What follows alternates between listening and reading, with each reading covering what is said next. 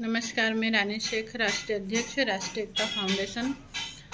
आज मैं ये वीडियो बना के इसलिए डाल रही हूँ क्योंकि प्रत्यक्ष मीटिंग करने का भी हमारे पास में समय नहीं है और लोग एक साथ आ भी नहीं पाते हैं। ये वीडियो में विशेषकर बीएनपी कंपनी का जो केस हम लोगों ने सुप्रीम कोर्ट में लगाया उस विषय में ही चर्चा करने के लिए ये वीडियो बना रही हूँ। जैसा कि आप लोग सभी जानते हैं, अन्य आप लोगों ने हाई कोर्ट में या सेशन कोर्ट में जो केस लगा रखे वो 2016-17 से ही लगा रखे हैं और हम लोगों ने केस फाइल जो की थी वो 19 में की थी। 2019 में हम लोगों ने फाइल लगा दी थी, जिसका रजिस्ट्रेशन नंबर हमें 2020 के 8 जनवरी को मिल चुका था। हमारा केस फाइल हो चुका था। उसके बाद जो हम हर कोई सा भी केस फाइल होता था उसके लिए 3 महीने का समय मिलता है, 90 दिन का। फिर 90 दिन में हम लोग चाहें तो उसमें लिस्ट जमा करना, जो भी उसमें प्रॉपर्टी की डिटेल्स है, ऑफिस की डिटेल्स है, कंपनी की डिटेल्स है, सारी डिटेल्स जमा करने के बाद में हम लोगों को 3 महीने के अंदर अंदर उसकी तारीख लेनी रहती है। तो हमारा केस जो कि जनवरी में लगा था उसका 8 अप्रैल को 3 महीने कंप्लीट हो रहे थे। हम लोगों की प्लानिंग थी कि हम लोग मार्च में 25 मार्च के आसपास उसकी तारीख ले लेंगे, ऐसी हम लोगों की प्लानिंग चल रही थी और कंटिन्यू सभी लोगों से संपर्क में भी थे। अब हमारे पास लिस्ट आई नहीं थी तो हम लोग उससे पहले तो हम लोग कर भी नहीं सकते थे और 16 मार्च 2020 में सुप्रीम कोर्ट बंद हो गया था, मतलब कोरोना की वजह से सुप्रीम कोर्ट बंद हो गई थी। इस कारणवश हम लोग फिर तारीख नहीं ले पाए। फिर लॉकडाउन लगा। आप लोगों को सारी सिचुएशन पिछले साल के सभी लोगों को जानकारी है उसकी। फिर धीरे धीरे करके, क्योंकि अनिश्चितकालीन समय के लिए कोर्ट बंद थी, किसी को फिक्स पता नहीं था, ना तो वकील को पता था कि कितना समय लगेगा इस केस में, मतलब कोर्ट खुलने में। तो जो भी चीज़ें थी कि सिर्फ एक अनुमानित ही चल रहा था कि बस अभी खुल जाएगी, बस अभी खुल जाएगी, क्योंकि उन लोगों को भी फिक्स नहीं था कि कोर्ट कितना लंबा टाइम बंद रह सकती है। अब ऐसे ही धीरे धीरे करके फिर जब हमारे 3 महीने कंप्लीट हो गए थे, हमने हमारे वकील साहब से बात भी की थी कि सर अभी ये हो गया। तो बोले मैडम अभी तक जब से देश आज़ाद हुआ इतने लंबे समय के लिए अभी तक सुप्रीम कोर्ट कभी बंद नहीं रहा है, तो कुछ ना कुछ तो रास्ता निकलेगा ही। सही हो सकता है 8-4 दिन के अंदर अंदर कोर्ट खुल जाए। ऐसा करते करते पिछले दिसंबर में 2020 के दिसंबर में सुप्रीम कोर्ट खुला था। अब जब सुप्रीम कोर्ट खुला और हम लीगल तरीके से जो देखा जाए, टेक्निकली तरीके से, तो 90 दिन हमारे केस को कंप्लीट हो गए थे और वो खारिज हो ही चुका था, खारिज ही हो चुका था। अब ऐसी कंडीशन में फिर सब चीज़ें नॉर्मल होते करते हम लोग, हमारे जो कंपनी संस्था के लीगल एडवाइज़र है वो लोग फरवरी में दिल्ली गए और दिल्ली जाने के बाद में उन लोगों ने वहाँ की सिचुएशन बताई कि मैडम अगर 8 दिन के अंदर अंदर हम लोग लिस्ट मतलब जमा करके और सारी चीज़ें व्यवस्थित करके आवेदन लगा देते तो हो सकता है, मतलब 100% श्योर नहीं थे कि ये केस को मान्य किया जाएगा। सिर्फ ये था कि हो सकता है कि हम लोग सारी चीज़ें कंप्लीट रखें और आवेदन लगाने के बाद में मतलब एक निवेदन कर सकते हैं कि हम लोगों के पास सब चीज़ कंप्लीट है और हमारी ये जो कमियाँ रही, 90 दिन का जो समय था वो हमारी गलती से नहीं, कोरोना की वजह से हुआ है, तो हमारे इस केस को आगे कंटिन्यू रखा जाए। पर जब वकील साहब ने हमें समय दिया 8 दिन का, उस समय अवधि में हमारे यहाँ से हम लोगों ने आप लोगों को ग्रुप में, और जो ये बीच का समय था मतलब मार्च से दिसंबर तक, हम लोग कंटिन्यू आप लोगों से बोल रहे थे कि हमें लिस्ट आप लोग दे दीजिए, क्योंकि जब भी वहाँ से आगे से ऑर्डर होगा तो हमें कम से कम समय के अंदर ये सारी चीज़ें लिस्टिंग वगैरह करनी पड़ेगी और आप हमें लास्ट टाइम पे देंगे तो हम ये चीज़ें कर भी नहीं पाएंगे, बहुत दिक्कत आएगी। और वैसे ही हुआ कि जब मुझे 8 दिन का समय दिया गया था कि 8 दिन के अंदर हम लिस्ट जमा कर दें, सारी कंपनी की प्रॉपर्टीज का जो भी डिटेल्स है वो भी जमा कर दें, सारे डॉक्यूमेंट्स जमा कर दें और तारीख लेने के लिए एक आवेदन लग कर देते हैं।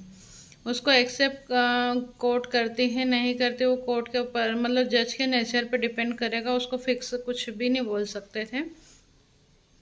अब उस कंडीशन में फिर ये था कि अगर हमने फिर भी एक कोशिश करी थी कि आप लोगों को ग्रुप में डाल दिया था कि सभी लोग लिस्ट जमा कर दें।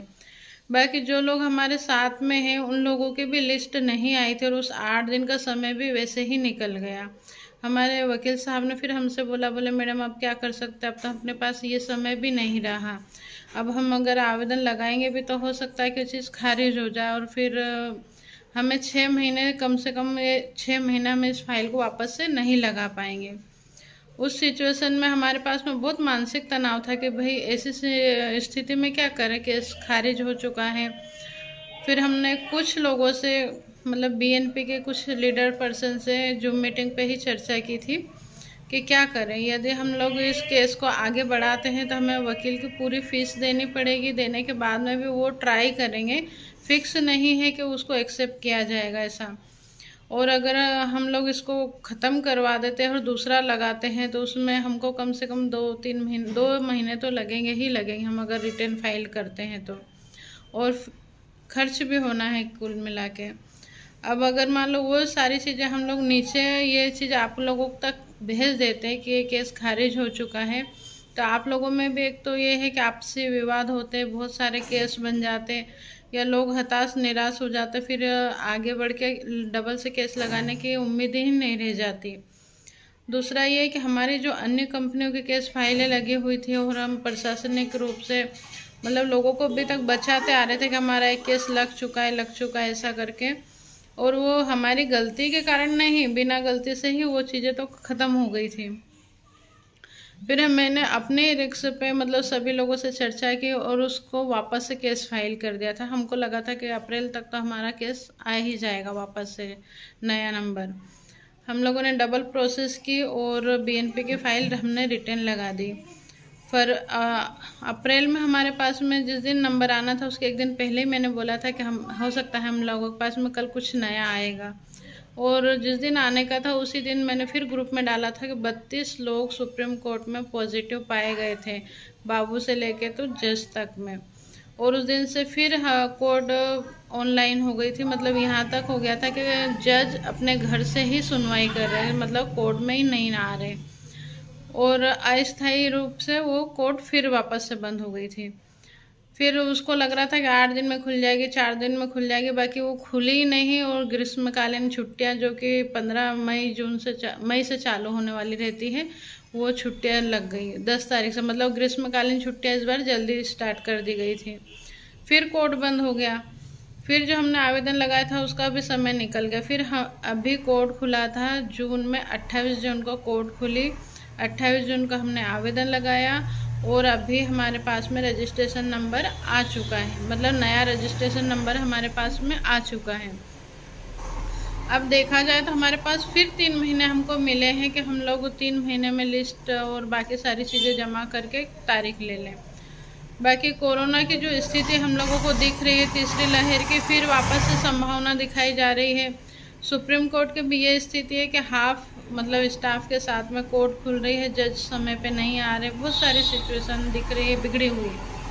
अब इस कंडीशन में हम ज़्यादा समय ना लेते हुए, हमारी सभी लोगों की यही मंशा है कि हम अगस्त में ही तारीख ले लेंगे। जितने लोग इस केस में शामिल होना चाहते हैं 10 तारीख तक अपनी सारी लिस्ट, जो भी कोर्ट फीस है वो फीस और जितने भी लिस्ट वगैरह है जमा कर सकते हैं वो 10 अभी अगस्त तक जमा कर दें, क्योंकि आपके पास से आने के बाद हम लोगों को भी फिर उसमें वापस से ट्रांसलेशन करवाना पड़ेगा, ऑनलाइन उसको करवाना पड़ेगा और उसके बाद ही कोर्ट में जमा होगा। अब जैसे मान लो कई लोगों को लग रहा है कि हम इस केस में शामिल ही नहीं होना चाहते हैं, तो आप लोगों की जानकारी के लिए हम बता दें कि जब भी फैसला आएगा सुप्रीम कोर्ट से, तो जो लोग इस कोर्ट केस में शामिल होंगे उन्हीं के पक्ष में आएगा, ना कि बाहर के लोगों के पक्ष में रहेगा। दूसरा ये इसकी पहली तारीख या हो सकता है दूसरी तारीख में राज्य सरकार को आदेश हो जाएंगे कि इस कंपनी के जितने भी केस हैं उनको सबको एक कर दिया जाए, मतलब वहाँ से ख़त्म कर दिया जाए। तो जब आप निचले लेवल से आपका केस ख़त्म हो जाएगा, ऊपर आप जुड़ेंगे नहीं, तो आगे चल के फिर आपके लिए दिक्कत है। दूसरी बात यह है कि यदि आप लोग इसमें आपत्ति भी लगाना चाहेंगे तो यही रहेगा कि आपको इस केस में ही शामिल होना है, मतलब आपत्ति खारिज हो जाएगी। दूसरी चीज़ है कि अगर आप फिर चाहेंगे कि इसी तरह का मतलब आप निचले लेवल पे फिर केस लगाना चाहेंगे, तो जब सुप्रीम कोर्ट में केस लगा हुआ तो निचले लेवल पे केस नहीं लगेगा। आप लोगों को तब तक इंतज़ार करना पड़ेगा जब तक इस केस का रिजल्ट नहीं आ जाता, इस केस में जो शामिल लोग हैं उनका पैसा नहीं मिल जाता। जो सुप्रीम कोर्ट सिर्फ उन्हीं लोगों के पक्ष में फैसला देगी जो लोग लड़ते हुए, मतलब जिनकी फाइल सुप्रीम कोर्ट में लगी होगी। यहाँ कंपनी की सारी प्रॉपर्टी है और यहाँ पे लेनदार है, मतलब जिन लोगों की लिस्ट लगी हुई है। सुप्रीम कोर्ट आदेश देगा कि इस प्रॉपर्टी को या यहाँ से इस अकाउंट से ये जितना भी पैसा है इसको बेच खुच के जो भी प्रॉपर्टी उसको बेचा जाए और इन लोगों में बांट दिया जाए। अब जो भी चीज़ है वो यहाँ पे बट गई, बटने के बाद यदि बची तो वो कंपनी को सौंप दी जाएगी या सार्वजनिक सूचना जाहिर की जाएगी कि भाई जिस लोगों का जो इस कंपनी में और भी अगर कोई हो तो वो अपना आवेदन कर सकता है। वो किस कंडीशन में होगा कि जब कंपनी के पास बचेगा, और अगर कंपनी के पास नहीं बचा, कंपनी दिवालिया हो गई, तो फिर आप लोग दूसरा केस लगा ही नहीं पाएंगे क्योंकि कंपनी के पास कुछ है ही नहीं। तभी आप लोगों के पास यही रास्ता है कि या तो आप इस केस में शामिल हो जाएं या फिर आप लोग फिर जब बाद में बच जाए तो फिर आप केस लगा सकते हैं। तो इसलिए हम लोग किसी को प्रेशर भी नहीं दे सकते कि भाई आप लोग ज़बरदस्ती ही जुड़ो, पर अगर नहीं जुड़ पा रहे तो बाद में ये सिचुएशन बनेगी, उसके लिए आप हमें दोष नहीं दे सकते। रहा सवाल ये जो समय हुआ है ये कोरोना की वजह से हुआ है, उसको ऑन पेपर मैं आपको बता सकती हूँ। हमारा पहला केस जो रजिस्टर्ड है उसकी भी तारीखें बता सकती हूँ, आप स्पष्ट देखेंगे। फिर उसके बाद हमने जब अभी आवेदन के लिए लगाया वो आवेदन की भी तारीखें बता देंगे, अभी जो नंबर आया वो नंबर भी बता देंगे, सारी चीज़ें। क्योंकि हम लोगों ने सिर्फ और सिर्फ ये 6 महीने जो बीच का गया है, इस समय में केस खारिज हो गया था पर इस चीज़ को ओपन नहीं किया था। कारण था दूसरों की भलाई। इसमें अगर कभी दिक्कत आती तो हमें संस्था की तरफ से, मैं ही उसमें राष्ट्रीय अध्यक्ष भी हूँ और केस मेरे ही नाम से रजिस्टर्ड है, तो दिक्कत कहीं पे भी आनी थी तो वो मुझे आती, आप लोगों को नहीं आती। जिनकी लिस्ट जमा है वो तो वहाँ पे शो कर देते कि ये हमने संस्था के माध्यम से केस लगाया, और अभी तक जैसे सब लोग बचते आए वैसे ही बच ही रहे थे और बचते भी रहेंगे। पर अगर कोई व्यवस्थित जांच बैठती और जांच हो जाती तो पता चलता कि केस खारिज हो गया। पर यह है कि हमने सबके भलाई के लिए ही ये फैसला लिया था और ये रिस्क मैंने अपने बल पे उठाई कि ठीक है, अगर कभी कोई दिक्कत आई तो कोई केस भी बनता है तो मुझ पे बनेगा, आप लोगों पे नहीं बनेगा। और अगर मेरी भावना सही है, सब लोगों का भला करने के लिए मैंने कुछ टाइम के लिए झूठ बोला है तो ऊपर वाला भी मेरा साथ देगा। और यही हुआ कि इस बीच में कहीं पे भी कोई विशेष जांच इस पे नहीं बैठी कि कोई जांच कर पाए कि केस खारिज हो गया है। यहाँ तक कि हमने कई जगह पे एसपी कार्यालय पे भी वो डॉक्यूमेंट्स जमा किए थे, सारी चीज़ें थी। तो ये एक हमारी जो और लोगों के प्रति जो मतलब समाज सेवा की भावना थी, लोगों की सेवा की भावना थी, लोगों को लड़ाना नहीं था। यदि ये सच में बोल देती तो मैं बहुत खुश रहती। मतलब ये जो 6 महीने थे बीच का, इस समय पीरियड में मैं बहुत ज़्यादा डिस्टर्ब रही हूँ क्योंकि लोगों के अलग अलग तरह के सवाल जवाब हो रहे थे और उन सवाल जवाब में कुल मिला के है कि मैं ही शंका के घेरे में रही हूँ। और मुझे पता था ये लोग आक्रोशित हो रहे, मेरे पे अविश्वास जता रहे, सब कुछ है, पर मुझे पता था कि जिस दिन भी ये चीज़ हो जाएगी इन लोगों का मतलब सोच बदल जाएगी। समझदार होंगे तो सोच बदल जाएगी और गलत लोगों की तो मैं सोच कभी बदल ही नहीं सकती हूँ। बस ये है कि हाँ, मैं ही टारगेटेड थी कि भाई मैं ही गलत हूँ, मैं लोगों को गुमराह कर रही है, इतना लंबा समय खींच दिया है। पर उसमें काफ़ी लोगों का फ़ायदा हुआ क्योंकि कोर्ट में तो कुछ हो ही नहीं रहा था ना, केस खारिज हो चुका था। और यदि कोई और कोशिश कर रहा होता हमारी तरह तो मतलब मेरे लिए एक और चीज़ थी कि अगर कोई कोशिश करता तो उस समय अवधि में उनका केस लग जाता, रजिस्टर्ड हो जाता। तो जो रिकॉर्ड हमने मेंटेन किया था कि पहला केस हमारी संस्था के माध्यम से लगा है, वो चीज़ हमारा रिकॉर्ड वहाँ से टूट जाता। तो वो भी एक था कि हम लोगों ने इतनी मेहनत करके पहला केस लगाया है और वहाँ से ख़त्म हो चुका है। मुझे दिमाग में ये तो था कि हो सकता है कोई और कोशिश करके किसी भी कंपनी का वहाँ पे केस लगा देगा, तो जो पहला नंबर हमारा है वो पहला नंबर अब हमारा नहीं रहेगा। तो वो चीज़ मैंने ऊपर वाले पे छोड़ दी थी कि नाम और बदनाम दोनों ही ऊपर वाला ही करता है। तो ठीक है, अगर उसको लगेगा कि भाई कोई और को श्रेय मिलना चाहिए तो वो आगे हो जाएगा। बाकी ये है कि हाँ, निचले लेवल पे जो परेशानी मुझ पे आ सकती थी मुझे उसका आभास था। आप लोग तो सभी सुरक्षित थे, बाकी मुझे परेशानी आ सकती है ये जानते हुए भी मैं खामोश रही। इस समय अवधि में बहुत ज़्यादा मानसिक तनाव में थी क्योंकि लोगों के अलग अलग तरह से बहुत सारे सवाल जवाब हो रहे थे। कई लोगों को ऐसा लग रहा था कि हम लोग झूठ बोल रहे हैं या लोगों को गुमराह कर रहे हैं ऐसा करके। तो अब सारी चीज़ें आपके सामने स्पष्ट है कि वो केस पहला जो लगा था वो खारिज हो चुका है। हमने दूसरा केस लगाया है, उसके अभी नया नंबर आया है। नए नंबर में जिस व्यक्ति ने पहले लिस्ट जमा कर रखी थी उस व्यक्ति को अब लिस्ट नहीं जमा करनी है। बाकी जिन लोगों की लिस्ट जमा नहीं हुई है वो लोग अपनी लिस्ट जमा कर दे, जिसकी फ़ीस जमा नहीं हो वो फ़ीस जमा कर दे, और जो लोग इस केस में शामिल नहीं होते हैं वो बाद में फिर हमको कुछ भी ना कहें, क्योंकि हमने अपने रिस्क पे बहुत लंबा समय लिया। आप लोग यदि सपोर्ट करते तो हमारा पहला केस ही खारिज नहीं होता, अभी हमें डबल प्रोसेस नहीं करनी पड़ती। फाइनेंशियली भी उसमें कुछ लोगों का मतलब हम सभी लोगों का नुकसान हुआ है। पर अब जो हो गया सो हो गया। आज भी अच्छी कंडीशन, अभी भी मौका है, अगर कोई जुड़ना चाहता है तो जुड़ जाए। ये जो बीच का समय गया वो मेरी समस्या थी, आपकी नहीं थी। आप लोग तो कहीं पे भी जिसकी लिस्ट जमा थी वो व्यक्ति अधिकारी को बोल सकता था कि भाई ये संस्था के साथ हमारा केस लगा हुआ है। मैंने कई लोगों से कहा था आप एसपी कार्यालय पे मेरी बात कराना, और बहुत सारे अधिकारियों से मैंने बात भी की, डायरेक्ट जाके मिली भी हूँ, जबकि मुझे पता था कि यहाँ पे मैं वीक हूँ, यहाँ मैं थोड़ा सा झूठ बोल रही हूँ, पर वो झूठ सबके भलाई के लिए था।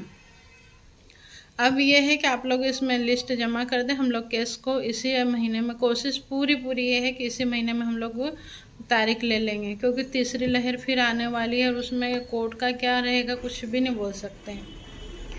रहा सवाल इसके बाद में, फिर अगर मान लो कोई किसी पे केस करता है तो हम लोग जिम्मेदारी नहीं लेंगे। जो केस में शामिल नहीं है उन लोगों की, जो लोग केस में शामिल हैं उनके लिए हम लोग मतलब जिस प्रदेश के जहाँ के लोग हमारे साथ में हैं, जैसे महाराष्ट्र के हैं, एमपी के हैं, तो एमपी के डीजीपी साहब के पास राज्यपाल, गृह मंत्री, जहाँ पर भी प्रदेश लेवल के शासन प्रशासनिक ऑफिस है वहाँ सब जगह जाके हम लोग अपने लेटर पैड पे दे देंगे कि ये लोग हमारे साथ इस केस में शामिल हैं।